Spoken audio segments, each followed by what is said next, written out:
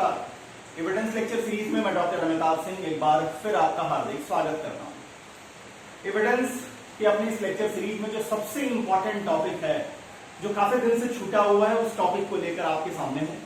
इस टॉपिक का नाम है एग्जामिनेशन ऑफ विटनेसेस। एविडेंस का मतलब क्या?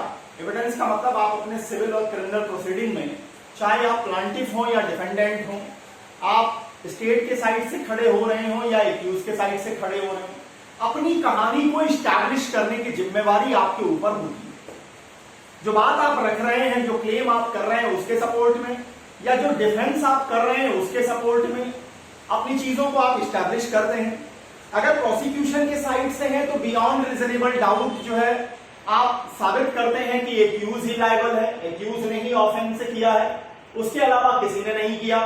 एक्यूज के साइड से अगर आ रहे हैं तो फिर वहां आपकी जिम्मेवारी है कि आप ये बताएं कि नहीं, आपकी मेंशरिया नहीं थी, आपने इस काम को नहीं किया, या किसी न किसी जस्टिफिकेशन वाले सेक्शंस में आपकी चीजें आ जाएं। ये सारी चीजें आप करेंगे कैसे? ये सारी चीजें आप करेंगे अपने फेवर में विटनेसेस को खड़ा करके या अपने फेवर में डॉक्यूमेंट्स को पेश करके। जब आप विटनेसेस को खड़ा करते हैं, जब आप विटनेस को लेकर कोर्ट रूम में आते हैं, तो वहां सबसे बड़ा प्रश्न खड़ा होता है कि आखिर कैसे बैलेंस करेंगे? क्या पार्टीज के पास फुल फ्लेज राइट है, वो जैसे चाहे वैसे एग्जामिनेशन कर लें? ऐसा नहीं है। जब आप इंडियन एविडेंस एक्ट को देखते हैं तो आपको दिखाई देता है कि जब हम एग्जामिनेशन ऑफ विटनेसेस की बात करते हैं तो एक बैलेंस दिखाई देता है, एक बैलेंस बना, एक प्रक्रिया का नाम दिया गया। क्या क्या बैलेंस है? देखिए, एक तरफ कोर्ट होती है, जजेस का पावर होता है, आप इसे पावर भी कह लीजिए, मैं इसे ड्यूटी के रूप में भी कहता हूं, क्योंकि मेरा ये मानना है कि आप जितनी बड़ी पोस्ट पे बैठे हैं उतनी बड़ी आपकी जिम्मेवारी है। राइट्स हमेशा ड्यूटीज के साथ कोरिलेट करेंगी। तो ठीक है, यह पावर ऑफ जजेस मैंने लिखा जरूर है, लेकिन आप इसे ये भी समझ सकते हैं कि ये जजेस की ड्यूटी भी बनती है। क्या ड्यूटी है उनकी? अब ड्यूटी वाले कॉलम में कई सेक्शंस आते हैं, जैसे सेक्शन 135, 36। अब इसके बाद देखिए 37 आपका इधर आ जाएगा राइट ऑफ पार्टीज में। 135, 36 जजेस की ड्यूटी के बारे में बात करेगा। फिर इसके बाद इधर आ जाइए राइट ऑफ पार्टीज में कि किस तरह से एग्जामिनेशन चलेगा, लीडिंग क्वेश्चन किसे कहेंगे, लीडिंग क्वेश्चन कब पूछा जाएगा, कब नहीं पूछा जाएगा, और किसी भी एग्जामिनेशन में, किसी भी विटनेस के एग्जामिनेशन में जो सबसे इंपॉर्टेंट पोर्शन है, उस पोर्शन का नाम है क्रॉस एग्जामिनेशन। अब प्रश्न उठता है कि क्रॉस एग्जामिनेशन में क्या क्या पूछा जा सकता है, इसको भी डिस्कस करेंगे। फिर यह भी बात उठेगी कि क्या क्रॉस एग्जामिनेशन के नाम पर आप विटनेसेस को हरास कर सकते हैं, आप स्कैंडलस क्वेश्चन पूछ सकते हैं, आप ऐसे सवाल पूछना चाहते हैं जिसका कोई बेस ही नहीं है, जो बेसलेस है। और अगर आप ऐसा पूछते हैं, अगर आप ऐसा पूछ रहे हैं, तो क्या कोर्ट शांत बैठेगी? क्या कोर्ट की वहां जिम्मेवारी नहीं होगी कि वो एडवोकेट्स को, प्लीडर्स को ऐसा करने से रोकें, पार्टीज को ऐसा करने से रोकें? और अगर कोर्ट के कहने के बाद भी इस प्रोसेस को आप जारी रखते हैं, तो वहां कोर्ट की क्या जिम्मेवारी होगी, कोर्ट के क्या राइट्स होंगे? इन सारी चीजों को समअप किया है आज के इस लेक्चर में। निश्चित है थोड़ा सा बड़ा होगा लेक्चर, लेकिन ये एविडेंस के सीरीज में, या कहिए पूरे इंडियन एविडेंस एक्ट में, जो सबसे क्रूशियल अगर कोई टॉपिक खड़ा होता है तो वो टॉपिक है आपका एग्जामिनेशन ऑफ विटनेसेस।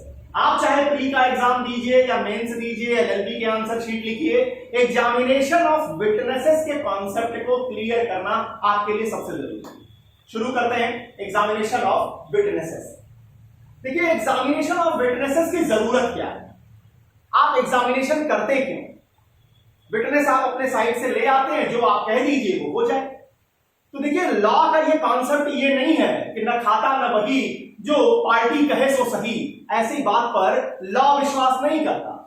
कोर्ट्स की जिम्मेवारी क्या है? कोर्ट्स की जिम्मेवारी है ठोक बजा करके सच को बाहर निकालना।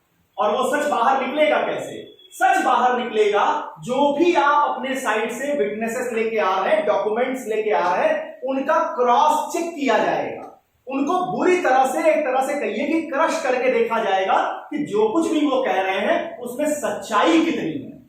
अब यहां पर जब ये क्रशिंग का प्रोसेस आएगा तो निश्चित है निश्चित है कि कहीं ना कहीं आपको इंडिविजुअल राइट्स और सोसाइटियल राइट्स के बीच में बैलेंस बनाना होगा। अब आप कहेंगे कि ये इंडिविजुअल राइट और सोसाइटियल राइट्स कहां से आ गया? देखिए, पार्टीज के जब हम राइट्स की बात करते हैं तो ये एक इंडिविजुअल राइट है।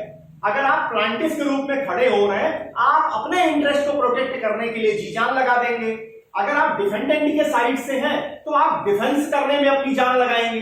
अगर आप एक्यूज के साइड से हैं तो हर हालत में आप उसे बचाने की कोशिश करेंगे। ये तो आपके इंडिविजुअल राइट्स हैं। अब जरा सोसाइटियल राइट्स के बारे में आ जाइए। क्रिमिनल लॉ का कॉन्सेप्ट है कि हमें 1000 गुनहगार क्यों न छोड़ देने पड़े, एक बेगुनाह को सजा नहीं होनी चाहिए। सिविल लॉ का भी एक कॉन्सेप्ट काम करता है कि आप फाइनल डिग्री, फाइनल ऑर्डर जो भी आप प्रोवाइड करेंगे वो उसी हालत में करें जब आपने जुडिशियल माइंडसेट को अप्लाई कर दिया है, जब आप इस डिस्प्यूट्स के ईच कॉनोटेशंस पॉइंट्स को आपने क्लियर कर दिया है।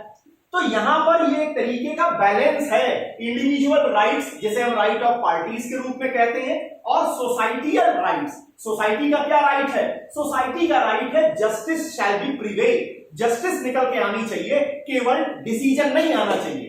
तो उसे हम कहते हैं पावर ऑफ जजेस या ड्यूटीज ऑफ जजेस के रूप में।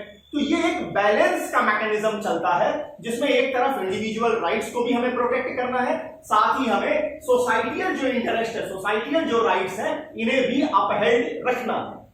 अब देखिए ये होता कैसे। शुरुआत अगर देखेंगे तो शुरुआत 135 और 136 से होगी। देखते हैं कि आखिर बियर क्या कहता है और वास्तव में इसे आसान शब्दों में कैसे व्यक्त करें। सेक्शन 135 जब आप इंडियन एविडेंस एक्ट को देखते हैं तो ये बात करता है order of production and examination of witnesses की। मतलब ये कोर्ट को एक तरीके से कहिए, कोर्ट के लिए ये बनाया गया है कि क्या ऑर्डर होगा प्रोडक्शन ऑफ विटनेसेस का और क्या ऑर्डर होगा उनके एग्जामिनेशन का। अब देखिए, कहता है the order in which witnesses are produced and examined shall be regulated by the law and the practice for time being related to the civil and criminal procedure respectively, and in the absence of any such law by the discretion of the court। मतलब यहां पर simple कह दिया कि civil मामला है तो civil law को फॉलो कर लीजिए, क्रिमिनल मामला है क्रिमिनल लॉ को फॉलो कर लीजिए। जो क्रिमिनल लॉ में प्रोसेस बताया गया है सिविल लॉ में बताया गया है। और जहां पर ये दोनों लॉ में ऐसा कुछ नहीं है, किसी टॉपिक पे ये शांत बैठे हैं, तो ये डिस्क्रिशन ऑफ कोर्ट है। अब फिर वही कि अगर डिस्क्रिशन ऑफ कोर्ट है तो याद रखिए जितना बड़ा विवेकाधिकार है उतनी बड़ी जिम्मेवारी है, उतनी बड़ी जिम्मेदारी से आपको जुडिशियल माइंडसेट को अप्लाई करना पड़ेगा। आइए नेक्स्ट सेक्शन 136 क्या कहता है। अब 136 एडमिसिबिलिटी की बात करेगा।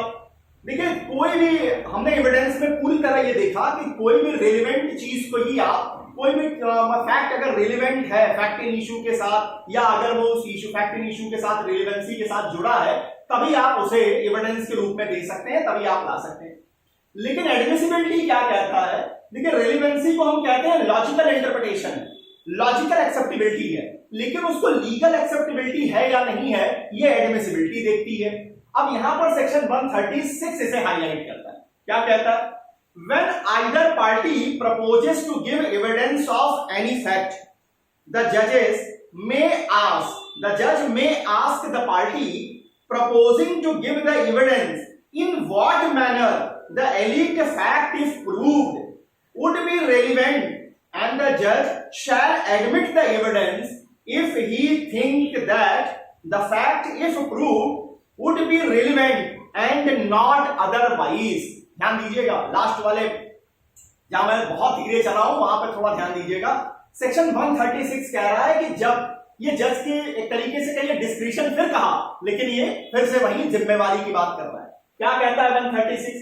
अब देखिए, पार्टी जो है, दोनों में से कोई भी पार्टी अगर अपने साइड से जो एविडेंस वो प्रपोज कर रहे हैं, देना चाह रहे हैं, सबसे पहले जज को यह पूछना पड़ेगा कि भाई साहब जिस फैक्ट को आप ले आ रहे हैं अगर उसे साबित हो भी जाए, मान लीजिए आप लैंडलॉर्ड और किराएदारी का डिस्प्यूट है और आप ये बता रहे हैं कि 6 महीने से भाड़ा इन्होंने नहीं दिया है, तो पहले कोर्ट की ये जिम्मेवारी बनती है, वो ये पूछेगा कि अगर मान लीजिए ये साबित हो भी जाए कि 6 महीने से किराया इन्होंने नहीं दिया है, ये वाला फैक्ट कैसे रिलेवेंट है, किस तरीके से ऐसा क्या हो जाएगा कि आपके डिसीजन में मतलब आपके फेवर में चीजें जाएंगी।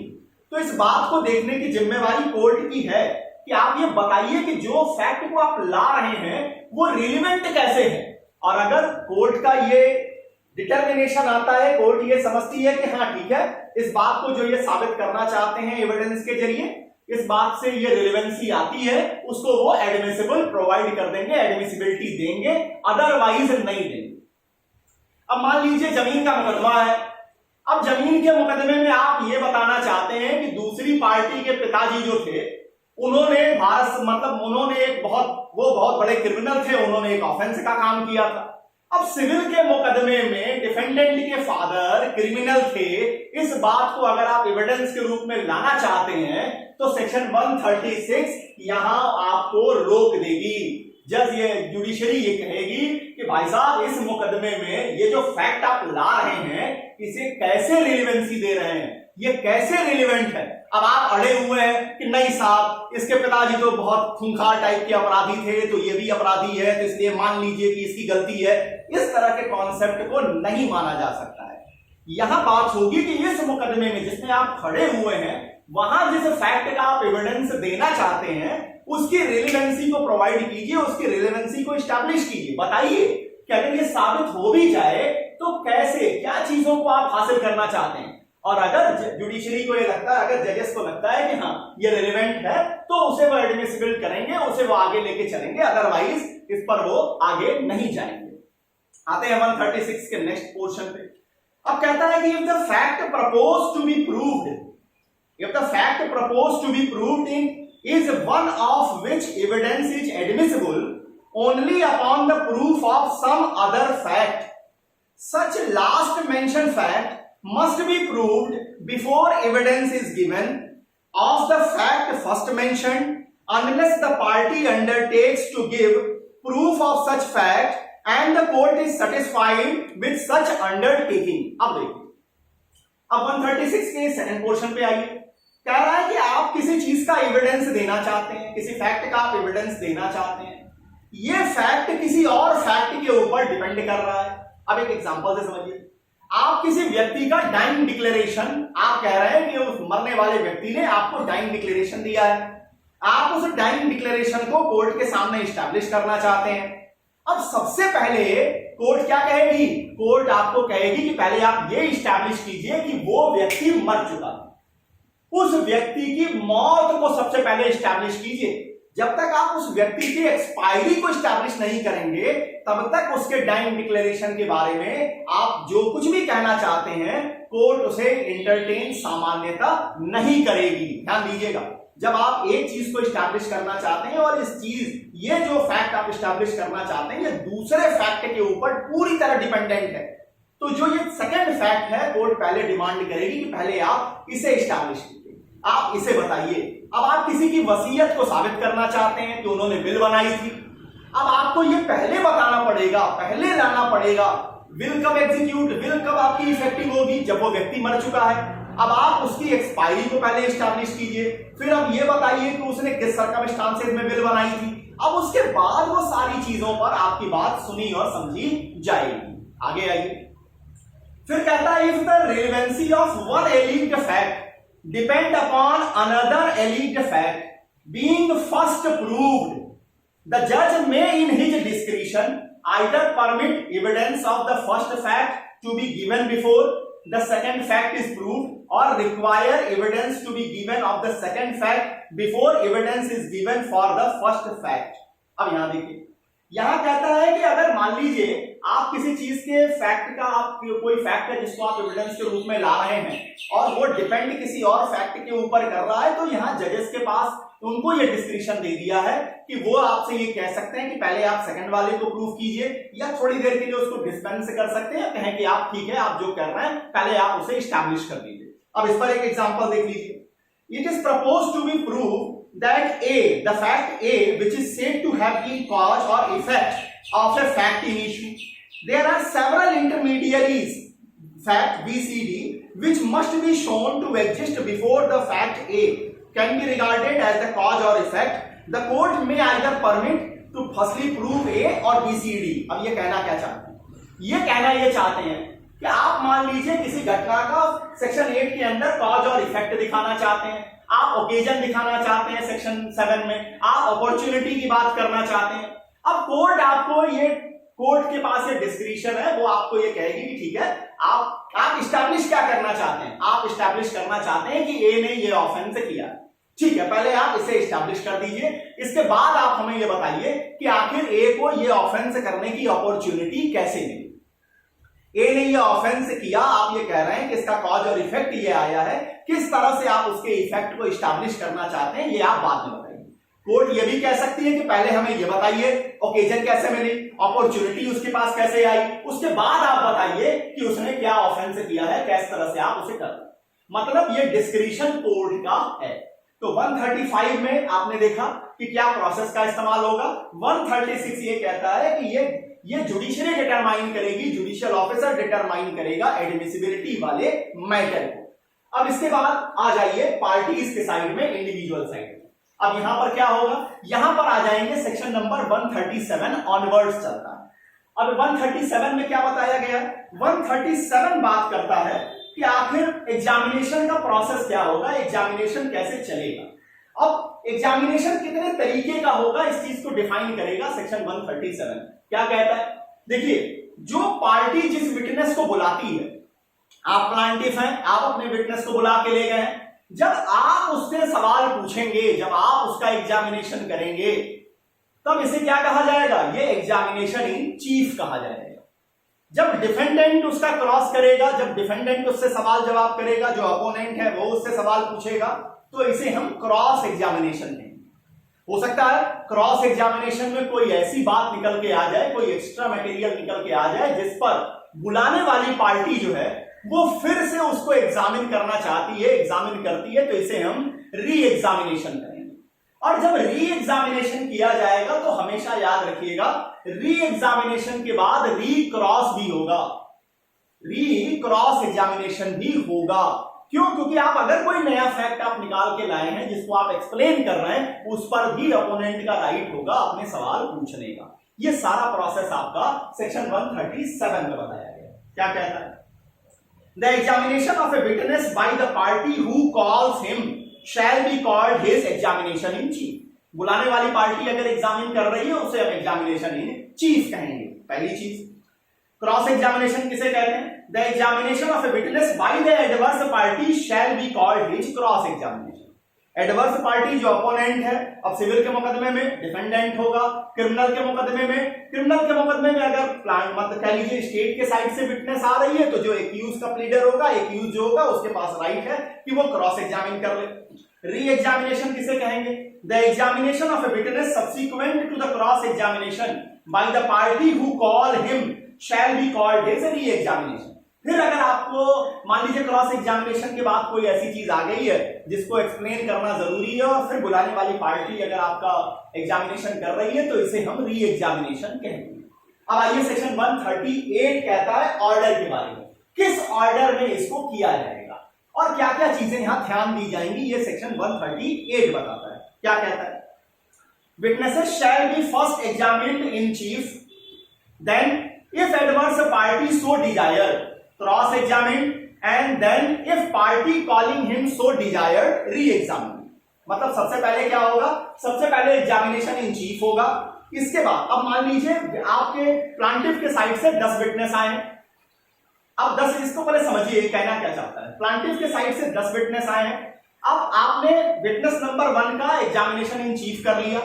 अब ये अपोनेंट के ऊपर है कि वो इमीडिएटली इनका क्रॉस एग्जामिनेशन करना चाहता है या चलने देता है, सारे विटनेसेस का पहले एग्जामिनेशन इन चीफ हो जाता है, इसके बाद वो क्रॉस एग्जामिनेशन करता है। इसीलिए यहां लिखा है कि witnesses shall be examined in chief, then के बाद है कि if the adverse party so desires, अगर अपोनेंट अभी इमीडिएट चाहता है तो वो क्रॉस कर सकता है। अगर वो कहता है कि नहीं, आपके साइड से पहले पूरी बारात निपट जाए, इसके बाद हम अपनी बात रखेंगे, तो इसका भी मौका उसे मिलेगा। अब क्रॉस के बाद अगर फिर से जो बुलाने वाली पार्टी है वो डिजायर करते हैं, उनको लगता है कि नहीं कुछ चीजों को एक्सप्लेन करना जरूरी है, तो री एग्जामिनेशन किया जाएगा। आगे आइए, कहता है examination and the cross examination must relate to the relevant fact. ध्यान दीजिएगा, सबसे इंपॉर्टेंट लाइन है 138 की। The examination in chief and cross examination must relate to the relevant fact. Relevant fact से ही रिलेटेड होंगे, but the cross examination need not be confined to the fact to which witnesses testified on his examination in chief। अब देखिए, अब यहां पर कहानी घूम रही है। अभी तक आपने देखा कि 138 का कहना था कि दो एग्जामिनेशन इन चीफ और क्रॉस एग्जामिनेशन रिलेवेंट फैक्ट को लेकर के होंगे, इररिलेवेंट चीजों को लेकर नहीं होंगे। लेकिन जब आप क्रॉस एग्जामिनेशन में आएंगे तो सिर्फ आपके ऊपर ये लिमिटेशन नहीं होगी कि जितनी बातें उसने एग्जामिनेशन इन चीफ में कही है सिर्फ आप उसी बाउंड्री पे नहीं घूमेंगे। इसका क्या मतलब है? इसका मतलब है कि देखिए, जब आप आगे आएंगे 145 पर आएंगे तो आपको एक चीज समझ में आएगी कि आप उस आदमी के स्टेटस को लेकर क्वेश्चन पूछ सकते हैं, जिंदगी में उसकी स्थिति को लेकर के क्वेश्चन पूछ सकते हैं, उसका पहले की कोई भी चीज उठा करके अगर आप उसकी वेरासिटी को चेक करना चाहते हैं, वो कितना सच बोल रहा है, जिंदगी में उसकी स्थिति क्या है, कितना उसका विश्वास किया जा सकता है, इन सारे चीजों पे सवाल आप उससे पूछ सकते हैं। तो क्रॉस एग्जामिनेशन इसीलिए सबसे क्रूशियल पॉइंट माना जाता है किसी भी मुकदमे के अंदर। अगर आपका एडवोकेट क्रॉस एग्जामिनेशन में माहिर है तो मान के चलिए कि 90% चांसेस है कि आप ही मुकदमा जीतेंगे, और अगर भाई साहब यहां कमजोर है तो मान के चलिए कि आपकी लुटिया डूबने वाली। ये सीधा समझ के चलिएगा। बेल कोई भी वकील करा लेता है, मुद्दा तो ट्रायल पे आता है, और ट्रायल में भी सबसे इंपॉर्टेंट क्या, जब आप क्रॉस एग्जामिन करना शुरू करते हैं। तो क्रॉस एग्जामिनेशन में समझिए 138 कहता है जो बातें इन्होंने एग्जामिनेशन इन चीफ में बताई है, आपको कहीं नहीं कहा है कि आप सिर्फ इसी पर केंद्रित हो जाइए। उस घटना से उन्होंने बता दिया कि हाँ मेरे सामने एक्यूज ने ये सारा काम किया है, ये मर्डर इन्होंने ही कमिट किया। अब आप उसकी जिंदगी का कोई और चैप्टर खोल के ले आ रहे हैं जहां पर वो अपनी कहीं बात से पलट चुका है, और कोर्ट ने ये डिटरमाइन किया, लोगों ने डिटरमाइन किया कि हाँ ये पलट चुका है। अब आप जब उस बात को लेकर के यहां आएंगे कोर्ट के सामने क्रॉस एग्जामिनेशन में, उसको उठाएंगे तो एक शक पैदा होगा कि आज व्यक्ति ने पहले जो कहा था उससे बदल गया, तो आज जो कह रहा है इसका भरोसा कितना किया जाए। इसलिए क्रॉस एग्जामिनेशन को कहा है कि आप सिर्फ उन बातों पर ही केंद्रित नहीं होंगे, रिलेवेंट तो होगा, रिलेवेंसी आपको लानी होगी। और रिलेवेंसी कैसे आएगी कि मिलॉर्ड जब सामने खड़ा व्यक्ति इसका भरोसा ही नहीं किया जा सकता है तो फिर इसके एविडेंस को कितनी वैल्यू दी जाएगी। इस तरीके से क्रॉस एग्जामिनेशन का जो डोमेन है उसे ओपन कर दिया गया है, उसे बड़ा किया गया है कि आप क्रॉस एग्जामिनेशन में क्यों, क्योंकि वहां हमारा उद्देश्य है सच को बाहर निकालना। आगे आइए साहब, अब कहता है डायरेक्शन ऑफ री एग्जामिनेशन की बात। The re examination shall be directed to the explanation of matters referred in the cross examination, and if new matter is by permission of the court introduce in re examination, the adverse party may further cross examine upon the matter।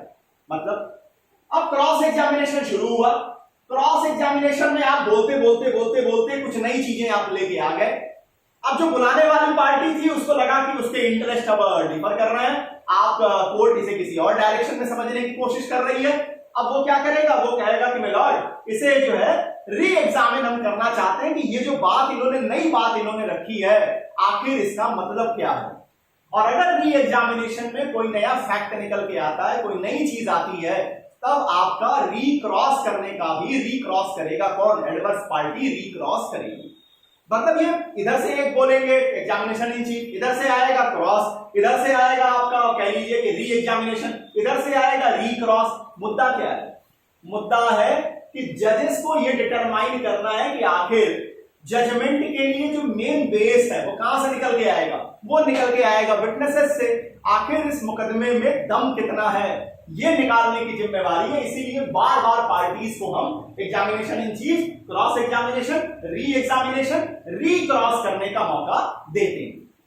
आइए साहब, अब देखिए, अब एक प्रश्न उठा तेज प्रकाश versus state of Haryana के मुकदमे। तेज प्रकाश के मुकदमे में क्वेश्चन उठा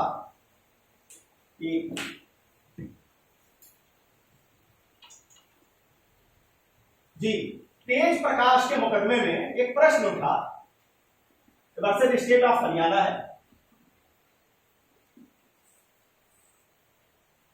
यहां प्रश्न उठा था कि एक विटनेस जिसका एग्जामिनेशन इन चीफ किया ही नहीं गया, जिसका एग्जामिनेशन इन चीफ किया ही नहीं गया, उसका क्या क्रॉस एग्जामिनेशन किया जा सकता है?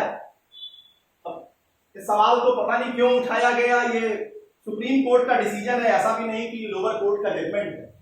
अब सुप्रीम कोर्ट तक ये मुकदमा चला गया, क्यों गया ये बात की बात है, लेकिन समझिए कि अगर विटनेस का एग्जामिनेशन इन चीफ ही नहीं हुआ है, जब वो बुलाने वाली पार्टी के साइड से उसने कुछ बोला ही नहीं है, वो आया ही नहीं उस मामले में, तो आप बताइए उसका क्रॉस एग्जामिनेशन कैसे कर लेंगे? तो कोर्ट ने भी ये कहा कि अगर आप इस तरीके से क्रॉस करेंगे तो ये पूरा जो प्रोसेस होगा ये आपका वॉइड हो जाएगा, ये फेटल हो जाएगा, ये समाप्त हो जाएगा। इसलिए क्रॉस एग्जामिनेशन की बात तभी आएगी जब एग्जामिनेशन इन चीफ हो चुका होगा। आगे आइए, नेक्स्ट इंपॉर्टेंट पॉइंट इसमें क्या कहता है। इसमें एक नेक्स्ट इंपॉर्टेंट पॉइंट ये आता है कि मान लीजिए कोई विटनेस जो है वो एफिडेविट पे आ रहा है, एक विटनेस जो है वो अपने साइड से केवल एफिडेविट दे रहा है, केवल एफिडेविट दे रहा है, एफिडेविट के जरिए आ रहा है, वो सामने आकर कुछ बोल नहीं रहा है। अब क्या होगा? अब आपका जो क्रॉस होगा वो उस एफिडेविट में दिए गए जो पॉइंटर्स हैं उन्हीं पर आप बेस करेंगे, उससे ज्यादा आप नहीं ले जाएंगे। क्या मतलब? कहता है witness who has submitted his testimony on affidavit can be subjected to cross examination only as to the fact stated in his affidavit. His affidavit is a deposition by itself. He cannot be called upon to depose by way of examination in chief. उसे आप examination in chief के जरिए भी नहीं बुलाएंगे। आपके ऊपर ये राइट आपको मिलेगा कि जब वो एफिडेविट के जरिए आ रहा है तो एफिडेविट में जितने पॉइंटर्स वो उठा रहा है उन फैक्ट्स के ऊपर आप उसे क्रॉस कर सकते हैं, सवाल पूछ सकते हैं। अब आइए, अब आते हैं सेक्शन नंबर 141 से 143 में। 141 से 143 क्या कहते हैं? लीडिंग क्वेश्चन के बारे में बताते हैं कि लीडिंग क्वेश्चन किसे कहते हैं, इसे कब पूछा जा सकता है और कब नहीं पूछा जा सकता है। सेक्शन 141 डिफिनेशन देगा लीडिंग क्वेश्चन की। क्या कहता है? Any question suggesting the answer which the person putting it wishes और expect to receive is called a leading question. मतलब एक ऐसा प्रश्न जिसका उत्तर सुझाया जा रहा है, बताया जा रहा है, मतलब आपको सामने वाले को पता है। अब आप पता चला कि प्रोफेसर को ले आ रहे हैं आप इंटरव्यू, आप जो है एज ए विटनेस के रूप में। वैसे 2 मिनट बाद एक कहानी आपको बताएंगे जो मैंने अपने गार्जियन से सीखी है, वो आपको भी बता देते हैं कि अगर आप मान लीजिए किसी प्रोफेसर को ला रहे हैं और आप पहला सवाल पूछ रहे हैं उससे कि आप क्या काम करते हैं, तो आपको पता है, जज को भी पता है, कोर्ट रूम को भी पता है, अपोनेंट को भी पता है आप क्या आंसर सुनना चाहते हैं। वो बताएंगे कि मैं प्रोफेसर हूं, मैं पढ़ाता हूं। तो यहां जब आप आंसर आप उसके मुंह में डाल के दे रहे हैं, पूछने जिससे आप सवाल पूछ रहे हैं उसके मुंह में आप आंसर डाल के दे रहे हैं, इस तरह के प्रश्न को हम लीडिंग क्वेश्चन कहते हैं। अब चलिए, जो कहा आपसे, अपने गार्जियंस के साथ रहकर मैंने एक चीज सीखी और एक चीज समझाई गई मुझे कि याद रखिएगा, अगर आप अपने साइड से किसी टीचर को विटनेस बना के ला रहे हैं, किसी भी अध्यापक को, चाहे वो प्राइमरी का हो, चाहे वो जूनियर हाई स्कूल का हो, चाहे हाई स्कूल का हो, इंटरमीडिएट का हो या यूनिवर्सिटी में पढ़ाता हो, अगर आप किसी टीचर को विटनेस बॉक्स में लेके आ रहे हैं तो सावधान हो जाइए, आपके मुकदमा हारने के चांस सबसे ज्यादा है। आप कहेंगे क्यों? टीचर तो समझदार होगा, टीचर तो सोच समझ के बोलेगा। नहीं साहब, थोड़ी दिक्कत क्या है? अब दिक्कत है कि मान लीजिए, देखिए क्रॉस एग्जामिनेशन में दूसरे पार्टी का वकील करता क्या है?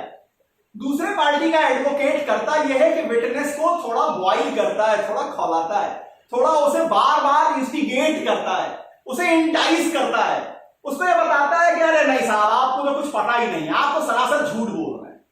चलिए, मैं तो बड़े माइल्ड लैंग्वेज में बात कर रहा हूं, लेकिन कोर्ट रूम में ये माइल्ड लैंग्वेज नहीं होती है, वहां एक दूसरी तरीके की लैंग्वेज होती है। अब होता क्या है कि मान लीजिए मास्टर साहब को आपने बुला लिया है, अब वो साहब आ गए और जिसने बुलाया है उस वकील ने जितनी पट्टी पढ़ाई थी वो उतनी बात अपनी बोल करके चुप है। दूसरे साइड के वकील ने क्या किया? उसने इंटाइस कर दिया कि ना मास्टर साहब, आप तो सॉरी, वैसे ठीक है आप टीचर बड़े अच्छे हैं, लेकिन इस मामले में आपको कुछ पता नहीं। अब क्या हुआ? उनका ईगो हर्ट कर गया। और टीचर के लिए सबसे खतरनाक पॉइंट ये होता है जब उसको कोई ये कह दे कि आपको पता नहीं है। अरे साहब, अब तो वो बर्दाश्त ही नहीं कर सकता। ये टीचरों के साथ एक दिक्कत है। बीइंग एज ए टीचर मैं जानता हूं ये दिक्कत कहां है। अब देखिए, आप पता चला, अब वो गर्म हो गया, उसने बोला रुको बताता हूं कि आखिर हुआ क्या था। अब जो बुलाने वाला वकील है वो बेचारा इशारा कर रहा है कि मत यार, मत बता सारी चीजें। अब उसने सुबह 4 बजे से एक्सप्लेन करना शुरू किया सारी चीजों को। अब बताइए आपके मुकदमे का क्या होगा? आपके मुकदमे का बंटाधार कर दिया अगर आपने टीचर को बुलाया है विटनेस बॉक्स में और दूसरे पार्टी का एडवोकेट इतना चालाक है कि वो इंटाइस करने में सक्षम है। तो फिर मैंने अपने फादर से पूछा कि अच्छा एक बात बताइए, तब आखिर बेस्ट विटनेस होता कौन है? बोले अगर आप अपने मुकदमे में किसी गांव वाले को विटनेस बना रहे हैं तो याद रखिएगा वो अच्छे अच्छे एडवोकेट्स की छुट्टी कर देता है। वो सबसे बेस्ट तरीके का विटनेस होता है। मैंने पूछा क्यों? उन्होंने कहा कि देखो उसको हम 5 सवाल अगर रटा के देंगे, वो 5 सवाल के कोर्ट में जाके अंदर आंसर देगा। इसके बाद सामने वाला 6वां सवाल पूछे, 600वां सवाल पूछे, वो सिर्फ एक लाइन कहेगा, अभी जानिए ना मुझे नहीं पता, मैं नहीं जानता इसका आंसर। इसके सिवा वो कुछ बोलेगा ही नहीं। इसलिए गांव से आया हुआ आदमी, देखिए हम आप कहते जरूर अरे गांव वाला है क्या करेगा, लेकिन ध्यान दीजिएगा सबसे ज्यादा बेहतरीन अगर क्वालिटी का कोई विटनेस है तो वो गांव का पर्सन माना जाता है। क्यों? क्योंकि वो अपना दिमाग उसमें नहीं अप्लाई करेगा।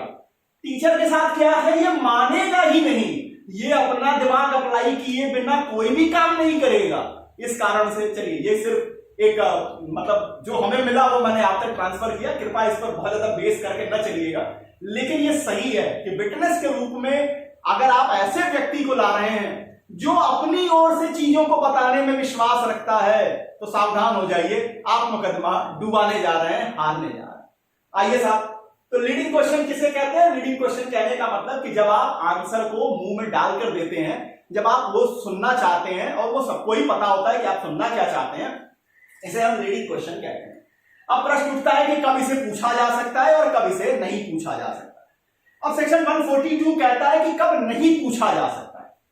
कहता है कि leading question must not, if objected by the adverse party, be asked in the examination in chief और in re examination except with the permission of court. मतलब जो मेन एग्जामिनेशन इन चीफ है या re examination है, अगर इसमें opponent जो है ऑब्जेक्शन कर देता है कि आप इसमें लीडिंग क्वेश्चन नहीं पूछेंगे तो आप सामान्यता नहीं पूछेंगे, आप पूछ सकते हैं अगर आपको कोर्ट परमिट कर दे। अब प्रश्न उठेगा तो फिर कहां पूछा जा सकता है? तो इसके लिए आ जाइए 143 है। 143, अब जब आप एग्जामिनेशन इन चीफ में पूछ ही नहीं सकते हैं, री एग्जामिनेशन में पूछ नहीं सकते हैं, आपको कोर्ट की परमिशन चाहिए, अगर अपोनेंट अपोज कर दे, वो अपोज करेगा ही करेगा, तो फिर प्रश्न है कि क्या बचा है? क्रॉस एग्जामिनेशन बचा है। आप क्रॉस एग्जामिनेशन में लीडिंग क्वेश्चंस को पूछ सकते हैं। लीडिंग क्वेश्चन में भी आस्क्ड इन क्रॉस एग्जामिनेशन। अब क्रॉस एग्जामिनेशन आप करते क्यों है?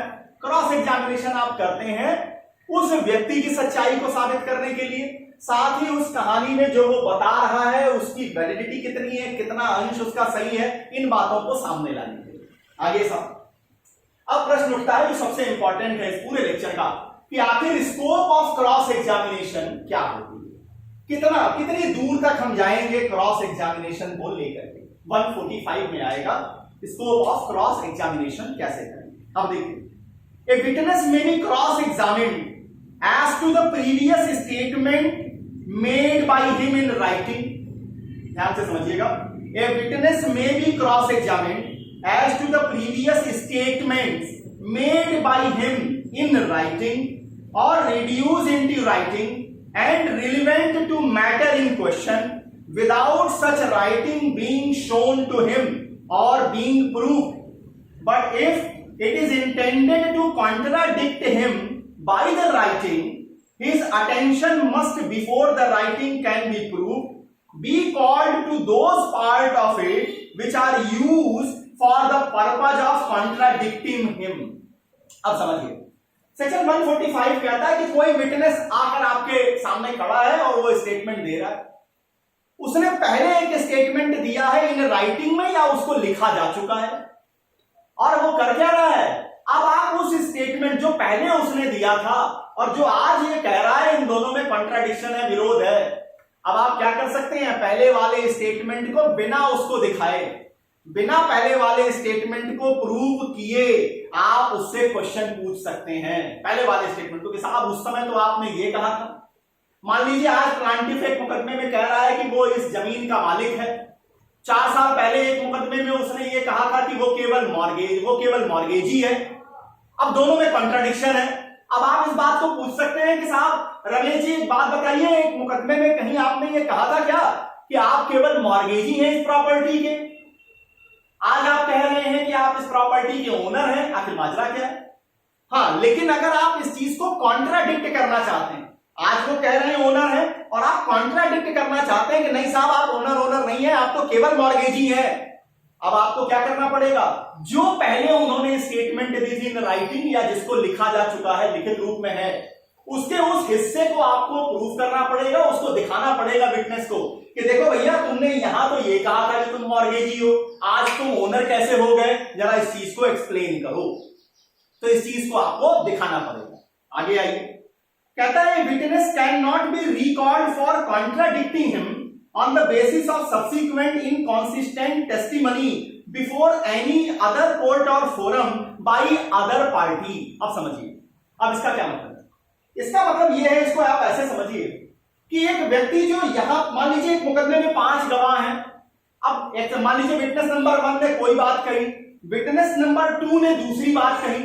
अब विटनेस नंबर 2 के स्टेटमेंट के ऊपर आप विटनेस नंबर 1 का कॉन्ट्राडिक्शन नहीं कर सकते कि आपने ये कहा, आपने एक्स वाली बात कही और उन्होंने तो वाई वाली बात कही, तो कहा कि ये आप नहीं कर सकते हैं। सेम पर्सन अगर अलग अलग स्टेटमेंट दे रहे हैं तो आप उनका कॉन्ट्राडिक्शन कर सकते हैं, उनको आप कॉन्ट्राडिक्ट कर सकते हैं अगर वो उसी के द्वारा दिया जा रहा है। तो section 145 applies when the same person makes 2 contradictory statements. इसको हमेशा दिमाग में रख के चलिएगा कि सेक्शन 145 अप्लाई वहां करेगा जहां वही व्यक्ति 2 कॉन्ट्राडिक्टरी क्या कर रहा है, स्टेटमेंट्स दे रहा है।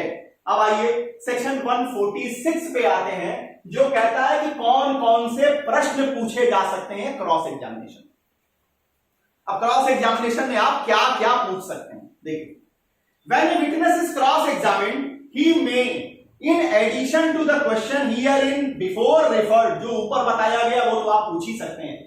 मतलब उन्होंने अगर कोई कॉन्ट्राडिक्ट पहले से कोई अगर अलग स्टेटमेंट दिया उस बारे में आप सवाल पूछ सकते हैं। इसके साथ in addition be ask any question which tendency to test his veracity.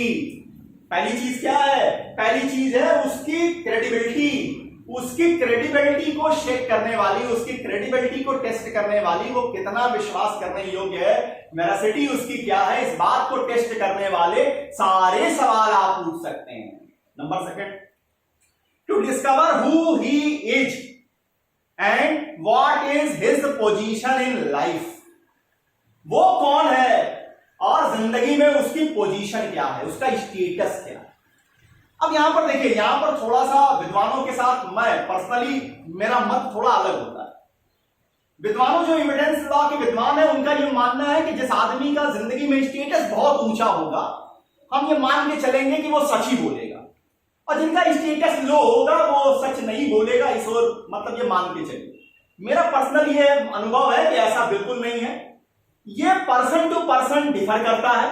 हो सकता है कि बहुत बड़े समाज में बड़े अच्छे रूप से प्रतिष्ठित व्यक्ति भी झूठ बोल रहा हो, और हो सकता है कि गांव का एक गरीब इंसान भी सच बोल के निकल जाए, सच बोल के चला जाए, जैसा हो वैसे का वैसा ही बताए। इसलिए पहले से ये प्रिजम्पशन मत करके चलिएगा कि स्टेटस अगर अच्छा है तो वो व्यक्ति हमेशा ही अच्छा होगा, वो व्यक्ति हमेशा ही सच बोलेगा, हमेशा ही मान लीजिए कह लीजिए कि वो जस्टिस डिलीवर सिस्टम को मदद करेगा, ऐसा कहना गलत होगा। तो यहां समझिए कि आप कौन कौन से सवाल पूछ सकते हैं। सवाल पूछ सकते हैं टू टेस्ट हिज वेरासिटी, फिर है to discover who he is and what is his position in life, और नंबर 3 तीसरा वाला बहुत इंपॉर्टेंट है, टू शेक हिज क्रेडिट। ध्यान दीजिए, to shake his credit by injuring his character, although the answer to such question might tendency directly और indirectly to criminate him. अब आप किसी की क्रेडिट को कैसे, उसकी क्रेडिबिलिटी को कैसे चेक करेंगे? आप उसके कहीं ना कहीं कैरेक्टर का सवाल पूछेंगे। अब आप उसके कैरेक्टर में जब आप सवाल पूछना शुरू करेंगे तो हो सकता है कि उन सवालों का जवाब देते समय कुछ ऐसे जवाब आ जाए जो हो सकता है उसको क्रिमिनली लायबल बना रहे हो। होने दीजिए, कोई दिक्कत नहीं है। Or might expose or tendency directly और indirectly to expose him to a penalty or forfeiture. हो सकता है कि जब आप सवाल पूछ रहे हैं, अब आपको क्या करना है? आपको उसकी क्रेडिबिलिटी को चेक करना है। अब क्रेडिबिलिटी को चेक करने के लिए निश्चित है आप उसके कैरेक्टर पे कहीं ना कहीं से आएंगे, आप उस पर आक्षेप लगाएंगे। अब आप जब कैरेक्टर पे बात करेंगे, अब यहां एक चीज समझिएगा, जो लोग कहते हैं ना कि पीछे का क्या, पीछे का जो हो गया सो हो गया, रात गई सो बात गई। ध्यान दीजिएगा, अगर आप अपने आप को विटनेस बॉक्स में खड़ा कर रहे हैं और क्रॉस एग्जामिनेशन हो रहा है तो वो जो रात गई ना, वहां की सारी बात यहां निकल के आती है। इसलिए ये हमेशा दिमाग में रख के चलिएगा कि कोई एपिसोड आपकी लाइफ का बंद नहीं हुआ है। क्रॉस एग्जामिनेशन में वो सारे एपिसोड खुल के आएंगे और उनसे सवाल आपसे पूछा जाएगा। आप ये नहीं कह सकते हैं कि नहीं साहब उसका तो यहां से कोई कनेक्शन नहीं है। कनेक्शन है मिलॉर्ड। कनेक्शन ये है कि अगर आपकी क्रेडिबिलिटी ही खत्म हो गई तो आपके दिए एविडेंस की वैल्यू क्या बची है। इसलिए कैरेक्टर को दोष देने वाले, कैरेक्टर पे आक्षेप लगाने वाले सवाल क्रॉस एग्जामिनेशन में पूछे जाते हैं। और वो पूछे कहां से जाते हैं? आपकी जिंदगी के किसी भी चैप्टर को खोल करके वो क्वेश्चन पूछे जाते हैं। ये भी संभव है कि उनका जवाब देते समय ये भी हो जाए कि आप कहीं और क्रिमिनली लायबल हो जाएं, या कोई आप पेनाल्टी में बाउंड हो जाएं, या कोई प्रॉपर्टी आपकी फोरफिट कर ली जाए। तो इसलिए विटनेस बॉक्स में आने से पहले 100 बार सोच जरूर लीजिएगा कि आप विटनेस बनना चाहते हैं या नहीं बनना चाहते हैं। आइए साहब आगे। अब पहला प्रश्न आता है कि वेरासिटी है क्या? वेरासिटी को हम कहते क्या है? अब देखिए, वेरासिटी को आप चेक कैसे करेंगे? तो वेरासिटी को आप चेक करते हैं कि आपकी सोर्स ऑफ नॉलेज क्या है। आप किस आधार पर यहां खड़े होकर ये कह रहे हैं, पहले तो बताइए सोर्स ऑफ नॉलेज क्या है। अब मान लीजिए कोई व्यक्ति डाइंग डिक्लेरेशन को लेकर के साबित कर रहा है कि वो डाइंग डिक्लेरेशन उसको की गई है, तो पहला सवाल तो यही होगा कि भाई साहब आप ही को उन्होंने डिक्लेरेशन क्यों की? आपका उनके साथ ऐसा क्या रिश्ता है, इतना खास रिश्ता है कि पूरे जमाने में एक तुम ही मिले हो? ये भी एक सवाल आएगा। अब कहीं भाई, अब आपसे एक सवाल पूछा जाएगा कि बताइए ऐसा क्या खास संबंध है कि उन्होंने जमाने में किसी को नहीं, कोई भी नहीं मिला उनको तुम्हारे सिवा। तो आप ये इस चीज को स्टैब्लिश कीजिए। फिर ये बात कही जाएगी अगर आप आई विटनेस हैं तो आपसे ये भी सवाल पूछा जाएगा कि भाई साहब वहां पे लाइट की कंडीशन क्या थी, आपको दिखाई भी दे रहा था कि नहीं दे रहा था, कि आखिर किस व्यक्ति ने अपराध किया है या नहीं किया है। तो ये सारे सवाल आपकी वेरासिटी को लेकर के पूछा जाएगा। फिर ये भी पूछा जाएगा आप मौका वारदात पे पहुंचे कैसे, भाई आप कहां काम करते हैं? अब उन्होंने बताया कि हम तो यूनिवर्सिटी में काम करते हैं। अब मान लीजिए आसाम यूनिवर्सिटी जो है वो एक दूसरी दिशा में है और ऑफेंस हुआ है वो आपका एयरपोर्ट के साइड में हुआ है, वो बिल्कुल अपोजिट डायरेक्शन है। अब आप जिस समय यूनिवर्सिटी का समय है, मान लीजिए 11 साढ़े 11 बजे ऑफेंस हुआ है और आप अपने आप को विटनेस बॉक्स में खड़ा करते हैं कि आपने ऑफेंस होते हुए देखा। तय रखिएगा, सवाल पूछा जाएगा कि क्या उस दिन आप यूनिवर्सिटी नहीं गए थे क्या? और दूसरा, ऐसा तो नहीं कि उस दिन वहां भी प्रेजेंट हैं और यहां भी प्रेजेंट हैं, तो फिर आपकी वेरासिटी खतरे में आ जाएगी। तो इसलिए आपसे वेरासिटी का मतलब क्या, आपकी सच्चाई कितनी है, और इस पर सवाल आपसे पूछे जाएंगे। अगर डीडी है, आप ही को क्यों किया? इस जमाने में इतने लोग हैं, आपसे इतनी क्लोजनेस क्यों है? क्लोजनेस है, फिर बताइए कि क्यों है, फिर आप वहां कैसे पहुंच गए। फिर इसके बाद आ जाइए कि अगर आप आई विटनेस के रूप में हैं तो कैसे आप वहां पहुंचे। फिर उसके बाद ये कि आपने जो चीजें देखी क्या वो पर्याप्त लाइट थी, क्या आप पर्याप्त रूप से आइडेंटिफिकेशन करने के लायक हैं या नहीं है। ये सारे सवाल पूछे जाएंगे क्रॉस एग्जामिनेशन में। आगे आइए साहब, आगे क्या कह रहा है? अब आइए, अब यहां पर देखिए कि पर्पज क्या है, क्रॉस एग्जामिनेशन का पर्पज है क्या? क्रॉस एग्जामिनेशन का पर्पज है सच निकालना। सच इतनी आसानी से निकलेगा नहीं, इस कारण से यहां 146 कहता है कि आप वेरासिटी को चेक कर लीजिए, आप स्टेटस पे क्वेश्चन पूछ लीजिए, जिंदगी में उसकी स्थिति क्या है इस पे सवाल पूछिए। अच्छा, जिंदगी में जो सवाल स्थिति में पूछा जाता है उसकी जरूरत क्या है? देखिए, जरूरत है उसकी, आपको इंटाइज किया जाता है, आपको झिझोड़ा जाता है, आपको धक्का मारा जाता है कि सच बोल दो, सच बोलो, थोड़ा आओ सच्चाई निकाल के आओ। अब कैसे जिंदगी में स्थिति, अब मान लीजिए कि आप एक एलडीसी और यूडीसी क्लर्क हैं और आपके पास पता चला कि जिस समय आपने अपनी नौकरी शुरू की थी उस समय आपके पास कुछ था नहीं, आज आप करोड़ों के मालिक बन के बैठे हुए हैं। अब देखिए यहां ये भी सवाल आ जाएगा कि भाई साहब ये आखिर प्रॉपर्टी आई कहां से, इसका सोर्स क्या है। आप कहेंगे इस मुकदमे से कैसे इसका टच है? टच है मिलॉर्ड, यहां पर भी टच कर रहा है। क्या टच कर रहा है? आपके देखिए हमारा काम क्या है क्रॉस एग्जामिनेशन में, क्रॉस एग्जामिनेशन में हमारा काम है आपको इस तरीके से क्रश करना, क्रश करके आपको ब्रेक करके हमें क्या निकालना है, सच निकालना है, या जो कहानी आप बता रहे हैं उस कहानी में कितने झोल हैं, कितने होल्स उसमें बने हुए हैं, उनको हाईलाइट करने की जिम्मेवारी है जो दूसरे पार्टी का वकील है। तो यह हमेशा समझ के चलिएगा कि क्रॉस एग्जामिनेशन, जो भी लोग फिटनेस में आते हैं उन्हें बार बार कह देता हूं कि काइंडली क्रॉस एग्जामिनेशन के पहले 100 बार सोच लीजिए कि क्या आप विटनेस में रहना चाहते हैं या नहीं रहना चाहते हैं। आगे आइए, अब यहां पर आता है, अब देखिए जब आपसे सवाल पूछे जाएंगे तो दो पॉसिबिलिटी होगी, जब आपसे क्रॉस किया जाएगा तो दो पॉसिबिलिटी है। पहली पॉसिबिलिटी क्या है कि जो अब आपको इस तरीके से उसने धक्का लगा दिया, आप टीचर हैं, आपको उसने क्या किया, इंटाइस कर दिया कि मार्ट साहब आपको पूरी जानकारी नहीं है, अब आप क्या करेंगे, अब आप विस्तार से पूरी कहानी बताने लगे। और जब आपने विस्तार से पूरी कहानी बताई तो किसके फेवर में गई, अपोनेंट के फेवर में चली गई। तो क्रॉस एग्जामिनेशन का टारगेट पूरा हो गया, मकसद पूरा हो गया। दूसरा है कि मान लीजिए आप महाभारत टाइप के आदमी हैं, वो गांव वाले हिसाब से आप चले आ रहे हैं, आप कुछ बोल ही नहीं रहे, अब फिर क्या होगा, अब यहां पर क्रॉस एग्जामिनेशन का मकसद सीधे सीधे पूरा नहीं हुआ, अब इसके लिए कुछ नए तरीकों का इस्तेमाल अपोनेंट का वकील को करना पड़ेगा। आइए साहब, अब यहां पर आता है कि क्या विटनेस कंपेल किए जाएंगे आंसर देने को। अब जब कंपेल किए जाएंगे कि नहीं किए जाएंगे आंसर देने को, इसको लेकर के सेक्शन 147 को ध्यान दीजिएगा। यहां पे छूट गया, इसको भी यहां शामिल कर लीजिए। 147 क्या कहता है? कहता है if such question relates to a matter relevant to the suit और proceeding the provisions of section 132 shall apply. इसका क्या मतलब? इसका सीधा मतलब है कि जितने भी रिलेवेंट सवाल उस मैटर से संबंधित हैं उसका जवाब देने के लिए आप बाउंड हैं, आप उसका जवाब देने के लिए बिल्कुल ही बाउंड होंगे। अब यहां पर देखिए केस आपके सामने लेके आ रहा हूं, अब जरा देखिएगा कि यहां पर किस तरीके से कोर्ट ने रोका। केस का नाम है देवनारायण हल्दर वर्सेस अनुश्री हल्दर। केस है देवनारायण हल्दर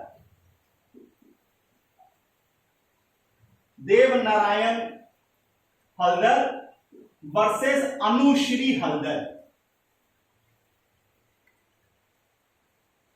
यहां हुआ क्या था, वाइफ ने हस्बैंड के खिलाफ मेंटेनेंस की केस फाइल की थी।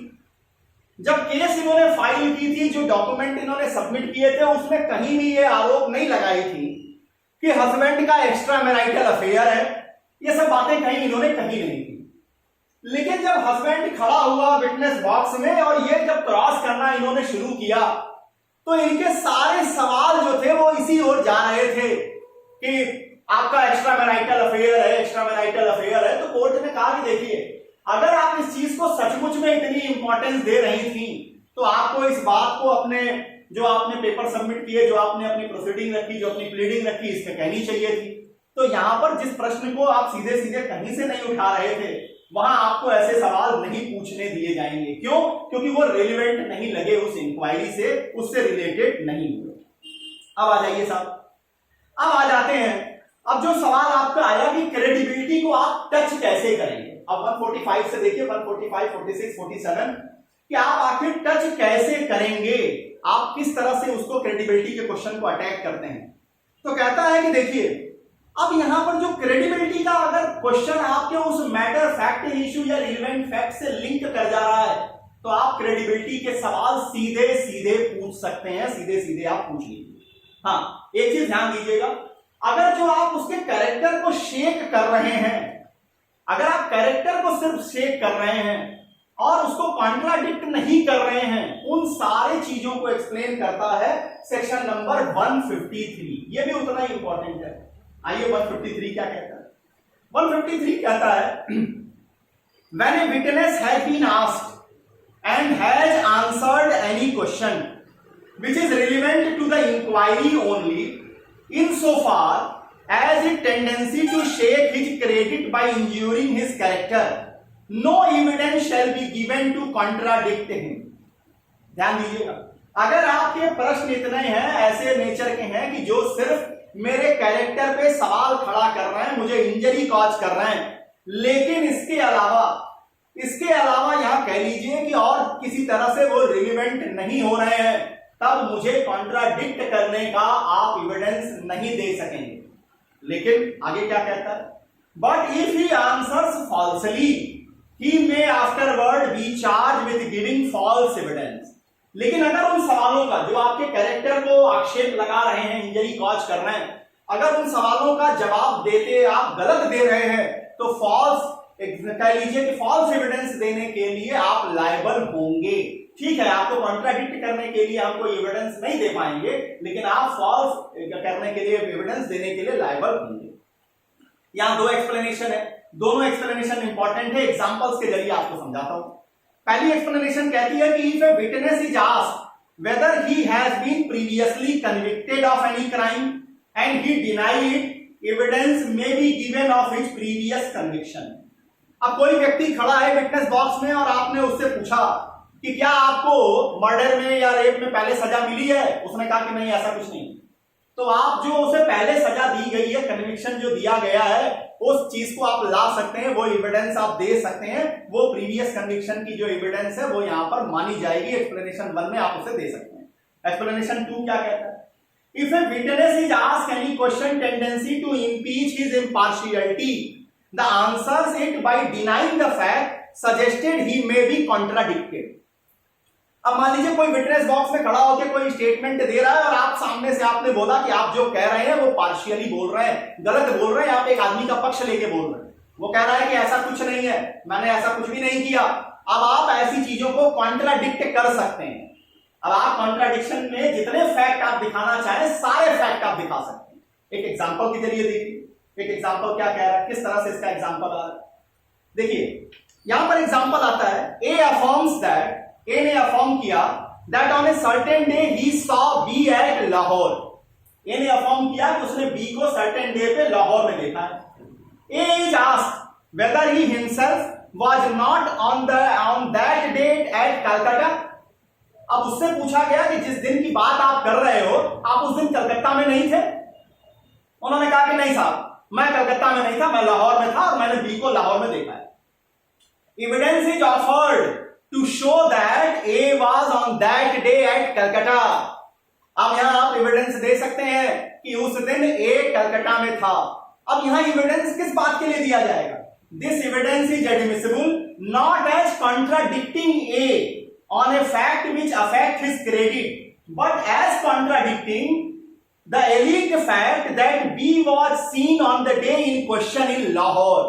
हम A का कॉन्ट्राडिक्शन नहीं कर रहे हैं, हम क्या कर रहे हैं, हम जो उसने कहा कि बी उस समय लाहौर में था, हम इस बात को कॉन्ट्राडिक्ट कर रहे हैं। अब जरा ध्यान से समझिएगा, जहां आप कॉन्ट्राडिक्ट कर रहे हैं, तो 153 का पहला पोर्शन कह रहा है कि सिर्फ अगर आप मतलब कह लीजिए कि उसकी इमेज को, उसके कैरेक्टर को आप धक्का लगा रहे हैं और कहीं से रिलेवेंसी नहीं है, तो आप कॉन्ट्राडिक्ट नहीं कर सकेंगे। एक्सप्लेनेशन पे ध्यान दीजिएगा, एक्सप्लेनेशन आपको पावर दे रहा है कि अगर कोई विटनेस किसी फैक्ट के बारे में बात कर रहा है और आप किसी और तरीके से उस फैक्ट को कॉन्ट्राडिक्ट करना चाहते हैं, तो एक्सप्लेनेशन नंबर 2 आपको एम्पावर्ड करता है, कॉन्ट्राडिक्ट कर लीजिए। अब ए ने क्या कहा, ए ने कहा कि मान लीजिए 1 फरवरी 1992 को बी कहां था, ए ने कहा कि 1 फरवरी 1992 को बी लाहौर में था। अब सामने का वकील कहता है कि मिलॉर्ड, पहले इनसे ये पूछिए 1 फरवरी 1992 को मिस्टर ए खुद कलकत्ता में थे या नहीं थे। अब इन्होंने कहा कि नहीं, मैं कलकत्ता में नहीं था। अब एविडेंस निकाल के दे दिया गया, एविडेंस आ गया कि हाँ साहब उस दिन ये पता चला कि एयर इंडिया के फ्लाइट से कलकत्ता गए हैं, ये इनका बोर्डिंग रहा, ये इनकी सारी चीजें रही। अब यहां पर ए का कॉन्ट्राडिक्शन करने के लिए आप एविडेंस नहीं दे रहे हैं, आप क्या दे रहे हैं, आप इस बात को कॉन्ट्राडिक्ट कर रहे हैं कि जो उन्होंने कहा था कि बी जो है वो लाहौर में था, इस फैक्ट को आप कॉन्ट्राडिक्ट कर रहे हैं और आपको ये करने दिया जाएगा। तो सीधे सीधे समझिए, जहां कहीं ऐसा होगा कि डायरेक्टली आप नहीं दे सकते हैं, तो एक्सप्लेनेशन के जरिए आप इंपावर्ड हैं उन चीजों को कॉन्ट्राडिक्ट करने के लिए। आगे आइए साहब। अच्छा, अब आइए, अब यहां पर एक बात आती है 153, इसमें कॉन्ट्राडिक्शन और कोलैबोरेशन वाली चीज आई। अब यहां पर एक बड़ी इंपॉर्टेंट केस आई, N Sri Rama Reddy versus B V Giri, बारा वेंकट गिरी, या आप इनको जान ही रहे हैं। कहता है कि evidence of prior statement was allowed on ground that it was relevant to the matter in issue, but the court also state a proposition in general terms which is respectfully submission. इन्होंने किया क्या, देखिए tape recording पेश की गई थी, एक tape recording जो है वो पेश की गई थी एविडेंस के लिए पिटिशनर के साइड से। हुआ क्या था कि बारावी वेंकट गिरी इनके सिलेक्शन को, इनके जो है प्रेसिडेंट के रूप में सेलेक्ट होने को चैलेंज किया था एन श्री रमा रेड्डी ने। अब वहां पर ये बात निकल के आई कि जो टेप रिकॉर्डर के रूप में एविडेंस दिया जा रहा था, क्या इसका केवल कॉन्ट्राडिक्शन में इस्तेमाल किया जाएगा या केवल कोरबरेशन में इस्तेमाल किया जाएगा या दोनों के रूप में इस्तेमाल किया जा सकेगा। तो इस कोर्ट में सुप्रीम कोर्ट ने कहा कि जो भी आप एविडेंस पेश कर रहे हैं that can be use in corroboration as well as in contradiction, वो कॉन्ट्राडिक्ट करने के लिए भी इस्तेमाल किया जा सकेगा और कोरबरेट करने के लिए भी इस्तेमाल किया जा सकेगा। ये मत कहिएगा कि केवल कोरबरेशन होगा, कॉन्ट्राडिक्शन नहीं होगा, दोनों के लिए इस्तेमाल किया जाएगा। अब आ जाइए, अब फिर आ गए, फिर वही अभी सवाल चल ही रहा है, लेकिन लगातार चल रहा है। वो क्या है, क्रेडिबिलिटी का। अब क्रेडिबिलिटी को लेकर के जो अगला क्वेश्चन आएगा, जो अगला सेक्शन आएगा, वो है सेक्शन 155। अब ये क्या कहता है, जरा इसको देखिए। 154 यहां क्यों नहीं है, क्योंकि हॉस्टाइल विटनेस पर एक अलग लेक्चर पहले ही अपलोड किया जा चुका है, तो आप उसे वहां से देखिए। अब आइए 155। The credit of a witness may be impeached in following ways by the adverse party और with the consent of the court by the party who calls him. देखिए अभी तक मैंने आपको बताया था कि विटनेस की क्रेडिबिलिटी के ऊपर जो सवाल खड़ा करेगा वो अपोनेंट ही खड़ा करेगा। अब यहां मैं बता रहा हूं कि कोर्ट की परमिशन से बुलाने वाली पार्टी भी कर सकती है। कब, जब आप 154 में होस्टाइल हो चुके हैं। अगर आप होस्टाइल हो गए हैं तो आपको बुलाने वाला जो व्यक्ति है, बुलाने वाली जो पार्टी है, वो भी आपसे क्या कर सकती है, वो भी आपसे सवाल पूछ सकती है आपकी क्रेडिट को लेकर के। क्रेडिट को वो क्वेश्चन करने के लिए सवाल वो भी पूछेगी। कैसे पूछेगी, by the evidence of persons who testify that they from their knowledge of the witness before him to be unworthy of credit. अब आप ऐसे लोगों को ले आ सकते हैं विटनेस बॉक्स में जो ये बता दें कि सामने जो विटनेस बॉक्स में व्यक्ति खड़ा है ये विश्वास करने के लायक नहीं है। Number second, by proof that the witness has been bribed, witness को ब्राइब दिया गया है, और has accepted the offer of a bribe, or has received or any other corrupt inducement to give his evidence. ये बात बोलने के लिए सामने वाले विटनेस ने क्या किया, जो विटनेस खड़ा है उसने ब्राइब ली है, उसने ब्राइब एक्सेप्ट कर ली है, किसी और तरीके से इंड्यूस किया गया है और जिसके कारण ये अमुक बात को कह रहा है। Number third, by proof of former statement inconsistent with any part of his evidence. ध्यान दीजिएगा, by proof of former statement inconsistent with any part of his evidence which he liable to be contradicted। अगर आपका farmer को inconsistent आपने statement दिया है तो वहां से उसको भी ला करके आपको कॉन्ट्राडिक्ट किया जा सकेगा, आपकी क्रेडिबिलिटी को शेक किया जा सकेगा। अब यहां पर देखिए क्या कहता है, कुछ एग्जांपल देखिए। A sue B for the price of gold goods sold and delivered to B. A ने सू किया बी के ऊपर, क्या कि जो गुड्स उसने बेचे थे, डिलीवर किया था बी का, उसका पैसा चाहिए।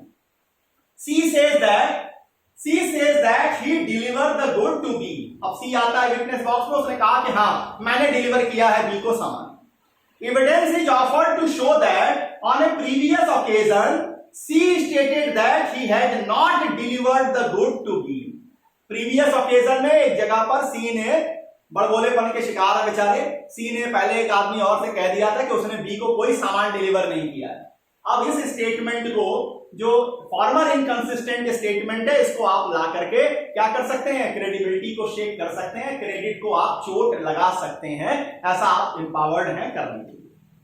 अब आइए साहब, अब यहां तक तो आपने देखा, अब यहां तक के सारे प्रोसेस अभी आप पर्सनल राइट्स की और पार्टीज के राइट्स की बात कर रहे हैं। अब यहां पर देखिए कुछ रिस्ट्रिक्शंस लगेगी। क्या रिस्ट्रिक्शंस लगेगी? रिस्ट्रिक्शन ये लगेगी कि आप कौन कौन से सवाल नहीं पूछ सकते हैं। अब जरा उनको देख लीजिए कि कौन कौन से ऐसे सवाल हैं जो आप नहीं पूछ सकते हैं, कौन कौन से। अब आइए जरा 148 क्या कहते हैं। 148, 49 से अब आगे चलते हैं कि कौन कौन से क्वेश्चंस नहीं पूछे जाएंगे। ये कौन डिसाइड करेगा? कोर्ट डिसाइड करेगा। अब आ जाइए ड्यूटीज या पावर ऑफ जजेस की। कहता है court to decide when question shall be asked and witness compelled to answer if any such question relate to matter not relevant to the suit or proceeding except in so far as affect the credit of witness by injuring his character, the court shall decide whether or not the witness shall be compelled to answer and may if it think fit warn the witness that he is not obliged to answer. In exercising the discretion court shall regard to the following consideration. अब समझिए, पहले यहां तक तो समझिए। अब आप क्या कर रहे हैं? 55 में क्रेडिबिलिटी को लेकर के उसके क्रेडिट को चेक करने वाले सवाल पूछ रहे हैं। आप क्या कर रहे हैं? जिंदगी में उसके स्टेटस को लेकर सवाल पूछ रहे हैं, जिंदगी में उसकी स्थिति को लेकर के सवाल पूछ रहे हैं, उसके पोजीशन को लेकर सवाल पूछ रहे हैं। अब इन सवालों पर अब ये सवाल पूछ आप रहे हैं, पूछे जाएंगे कि नहीं, अगला विटनेस उसका जवाब देने के लिए बाउंड है या नहीं, ये कौन बताएगा? ये 148 में कोर्ट बताएगी। और अगर कोर्ट को लगता है कि ये कहीं से भी इस मैटर से रिलेवेंट नहीं है तो आपको वार्न कर देगी, विटनेस को वार्न कर देगी कि आप इसका आंसर देने के लिए बाउंड नहीं। अब इस कब आपको परमिशन देगी, कब नहीं देगी, इसके लिए कुछ गाइडलाइन दी है। क्या कहता है? Such questions are proper if they are of such a nature that the truth of the imputation conveyed by them would seriously affect the opinion of court. अगर जो आप आरोप लगा रहे हैं, कोर्ट को यह लगता है कि अगर ये बात साबित हो जाए तो इस आदमी की क्रेडिबिलिटी ही नहीं, इस आदमी की सिर्फ क्रेडिबिलिटी ही नहीं, ओपिनियन, कोर्ट की ओपिनियन भी बदल जाएगी। वहां पर वो क्वेश्चन क्या है? वहां पर आपके लगाए क्वेश्चन प्रॉपर माने जाएंगे, मतलब आपको जवाब देना पड़ेगा, आप जवाब देंगे, विटनेस है, आप जवाब देंगे। Second, such questions are improper if the imputation which they conveys relate to the matter so remote in time or of such a character that the truth of imputation would not affect in a slight degree to the opinion of court as the credibility of witness। जब आपके द्वारा लगाए गए आक्षेप से court को यह लगे कि कुछ खास नहीं बदल जाएगा। फॉर एग्जाम्पल, मैंने आपको कहा कि अगर मान लीजिए यूनिवर्सिटी का कोई टीचर है और वो अपने आप को विटनेस बॉक्स में उन्होंने दिखाया हुआ है कि वो उस दिन एयरपोर्ट के पास जो है उन्होंने क्राइम सीन को देखा है।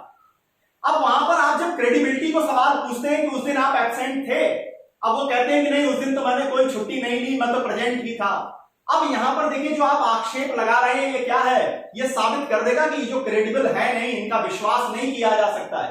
तो अगर वो आई विटनेस के रूप में खड़े हैं और उनका ही विश्वास नहीं किया जा सकता है तो कोर्ट की ओपिनियन बदलेगी या नहीं बदल जाएगी? बदल जाएगी। इसलिए यहां लगाए गए आक्षेप का जवाब देने के लिए वो बाउंड होंगे, ये क्वेश्चन प्रॉपर माने जाएंगे। इम्प्रॉपर कब होगा? जब आप जो आक्षेप लगा रहे हैं वो उतना ज्यादा रिलेवेंट है नहीं, इस मुकदमे की जो चीजें प्रश्न उठे हैं इससे ज्यादा जुड़ नहीं रहा है और कोर्ट की ओपिनियन को बड़ा स्लाइटली अफेक्ट करेगा, उसको कोर्ट इम्प्रॉपर मान के चलेगी, हटा देगी। Such questions are improper if there is great disproportion between the importance of imputation made against the witness character and the importance of his evidence। यहां ध्यान दीजिए, यहां क्या मतलब? कहता है कि जो आप आरोप लगा रहे हैं और जो उधर से रिस्पांस आने वाला है, मतलब जो बात इससे निकल के आएगी, अगर उनके बीच में ज्यादा कोरिलेशन स्टैब्लिश नहीं है, आप जो आरोप लगा रहे हैं वो बहुत बड़ा है और जो रिजल्ट आएगा वो बहुत छोटा सा है, तो यहां पर क्वेश्चन जो होंगे वो इम्प्रॉपर माने जाएंगे, नहीं पूछे जा सकते। अब आ जाइए, the court may if it think fit draws from the witness refusal. अगर विटनेस किसी सवाल का जवाब देने से रिफ्यूज करता है तो कोर्ट ये वहां से निकाल सकती है कि आंसर जो होगा उसके लिए अनफेवरेबल रहा। अब समझिए इसको, एक एग्जांपल, एक केस लॉ के जरिए आपको समझा देता हूं। केस का नाम है देवनारायण हल्दर वर्सेस अनुश्री हल्दर, यही सेम केस। अब इस केस में हुआ क्या था? यहां पर आपने देखा कि एक हस्बैंड, जिसको कि पहले आपने बिल्कुल नहीं कहा कि वो कहीं से भी उसके कोई अफेयर है, कोई चीजें हैं, अब आप उस पर सवाल पूछना चाहते थे उसके कैरेक्टर पे, तो कोर्ट ने कहा कि ये इम्प्रॉपर है, यहां नहीं पूछने दिया जाएगा। एक और केस आती है, एक केस का नाम है आपका state of Punjab versus Gurmeet Singh. इस केस को ध्यान दीजिएगा, ये केस काफी इंपॉर्टेंट है। State of Punjab versus Gurmeet Singh.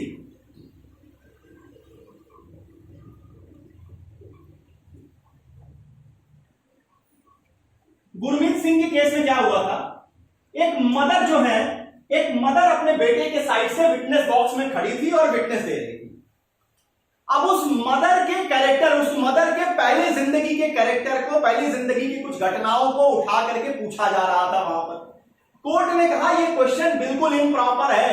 अगर उसके पहले के कैरेक्टर पे कहीं कुछ आप साबित भी कर देते हैं, कहीं कुछ आप साबित भी कर दीजिए, तो उससे यहां हमारी ओपिनियन जो इस मुकदमे में है, वो बच्चा, वो लड़का मर चुका था, मरने के बाद उसको लेकर के उसकी उसका जो केस फाइल की गई थी, उसकी मदर ने फाइल की थी। यहां जो सामने का एडवोकेट था, उस मदर के पहले के कैरेक्टर को लेकर के, पहले की जिंदगी को, उसके स्ट्रक्चर को लेकर के सवाल पूछ रहा था, जिसको कोर्ट ने यहां कहा कि ये बिल्कुल इम्प्रॉपर है, ये सवाल आप नहीं पूछेंगे। तो ये प्रॉपर है या नहीं पूछे, प्रॉपर है या इम्प्रॉपर है, इसको डिटरमाइन करने की जिम्मेवारी या राइट जो है वो किसके पास है? जजेस के पास है, वो जज करेंगे। चलिए साहब, यहां तक आ गए आप 148 तक। अब आ जाइए 149 क्या कहता है।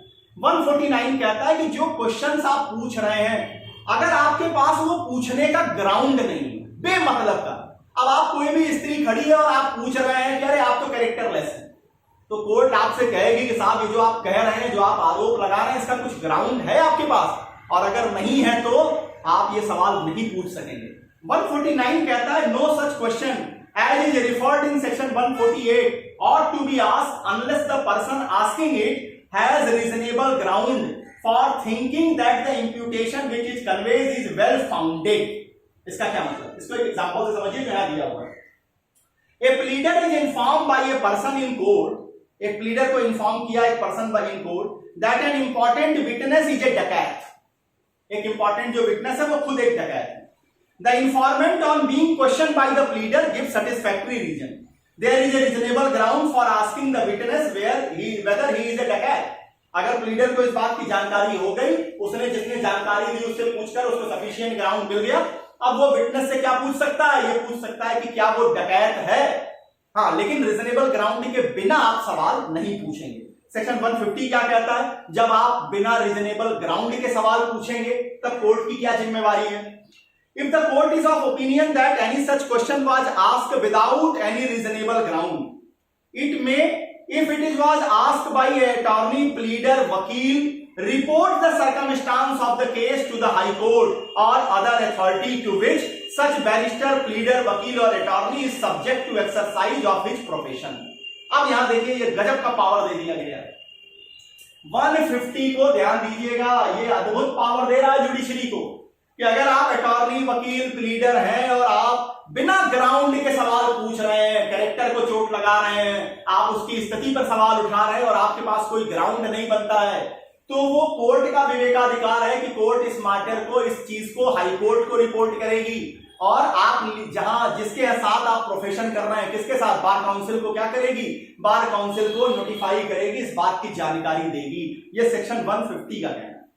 अब आ जाइए, स्कैंडलस क्वेश्चन आप पूछ सकते हैं, आंसर स्कैंडलस क्वेश्चन आप नहीं पूछ सकते हैं। कहां लिखा हुआ है? 151 the court may forbid any question or inquiry which it regards as indecent, scandalous, although such questions or inquiries may have some bearing on the question before the court unless they relate to the fact in issue or the matters necessary to be known in order to determine whether or not such facts in issue existed। समझिए, अब अगर आप indecent सवाल पूछ रहे हैं, scandalous सवाल पूछ रहे हैं, पूछ सकते हैं। अगर वो फैक्ट इन इश्यू के साथ कोरिलेट आप कर लेते हैं तो आप स्कैंडलस सवाल भी पूछ सकते हैं। आप अगर ये पूछ रहे हैं किसी व्यक्ति से कि क्या वो डकैत है, और अगर वो इस मैटर के साथ कोरिलेट कर रहा है, तब आप ये सवाल पूछ सकते हैं। लेकिन अगर इसका ग्राउंड नहीं होगा तो 150 में जाएगा। तो स्कैंडलस सवाल आप कब पूछ सकते हैं? जब वो फैक्ट इन इश्यू के साथ कोरिलेट कर रहा है या जो उस मुकदमे में प्रश्न खड़ा हुआ उसकी एग्जिस्टेंस को लेकर के है, तब आप वहां पर सवाल पूछ सकते हैं, सामान्यतः नहीं पूछे जाएंगे। अब आ जाइए साहब, अब अगर आप इंसल्ट करने वाले सवाल पूछ रहे हैं, एनॉय करने वाले, चिढ़ाने वाले सवाल पूछ रहे हैं, उसके लिए कौन सा सेक्शन है? सेक्शन 152 कहता है। क्या है? कहता है the court shell forbid any question which appears to be intended to insult or annoy or which though proper in itself appears to the court needlessly offensive in form। मतलब insult करने वाले सवाल जो आप पूछ रहे हैं, एनॉय करने वाले, चिढ़ाने वाले जो सवाल पूछ रहे हैं, अगर कहीं से भी वो कोरिलेट नहीं कर रहे हैं तो कोर्ट क्या करेगी, फॉरबिड कर देगी, मना कर देगी। अब इस विटनेस को लेकर के, एग्जामिनेशन को लेकर के जो सबसे लीडिंग जो सेक्शन आएगी वो है सेक्शन 165। सामान्यतः हम 165 को पढ़ते नहीं, हम इसको पढ़ते नहीं है, बस इतना लीडिंग क्वेश्चन क्या है, कैसे क्रॉस होगा, कैसे कॉन्ट्राडिक्ट होगा, इतने पे ही रह जाते हैं। लेकिन जरा इसको भी समझिएगा 165 को, कभी कभी मेंस में केवल और केवल 165 ही पूछा जाता है। क्या है ये? कहता है जजेस पावर टू पुट क्वेश्चंस और ऑर्डर प्रोडक्शन।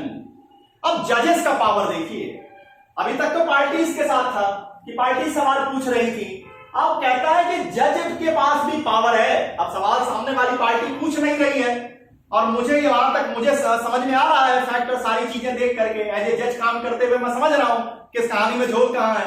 अब वो सच निकालने के लिए मेरी भी जिम्मेवारी है, एज ए जज मैं भी जिम्मेदार हूं कि क्या करूं, सच को सामने ले आऊं।